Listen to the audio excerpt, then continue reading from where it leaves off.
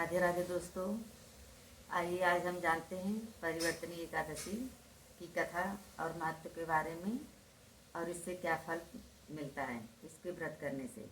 राधे राधे राधे राधे। परिवर्तनी एकादशी की कथा आज मैं आप लोग के सामने बोल रही हूँ। भाद्रपद मास शुक्ल की पक्ष की एकादशी को परिवर्तनी या पद्मिनी एकादशी कहा जाता है।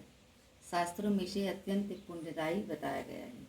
एक समय युधिष्ठिर महाराज ने भगवान श्री कृष्ण से पूछा, हे जनार्दन, भाद्रपद शुक्ल पक्ष की एकादशी का क्या नाम है, उसकी महिमा क्या है। भगवान श्री कृष्ण ने उत्तर दिया, हे धर्मराज, यह एकादशी परिवर्तनी एकादशी के नाम से प्रसिद्ध है।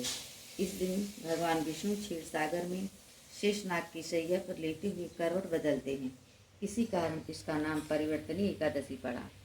उन्होंने आगे कहा, इस व्रत को करने से सहस्त्र अश्वमेघ यज्ञ और 100 राजसूय यज्ञ का फल मिलता है।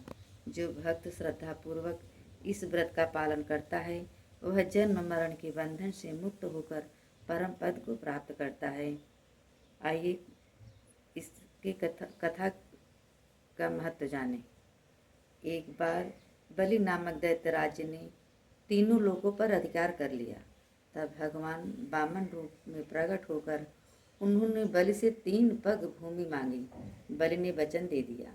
वामन भगवान ने एक पग से आकाश, दूसरे पग से पृथ्वी नाप ली और तीसरे पग के लिए बलि ने अपना सिर अर्पण कर दिया।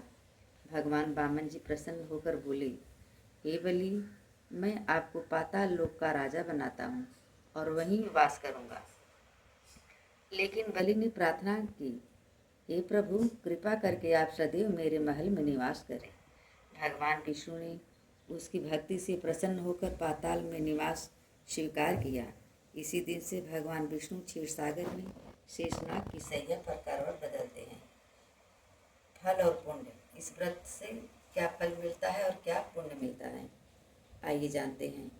इस व्रत को करने से सभी पाप नष्ट होते हैं। व्रती को विष्णु लोक की प्राप्ति होती है। यह व्रत समस्त तीर्थों के स्नान और दान के फल के समान है।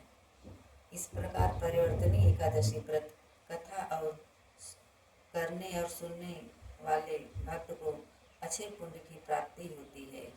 हर हर महादेव। राधे राधे। ओम नमो भगवते वासुदेवाय। ओम नमो भगवते वासुदेवाय का भी पाठ करना चाहिए।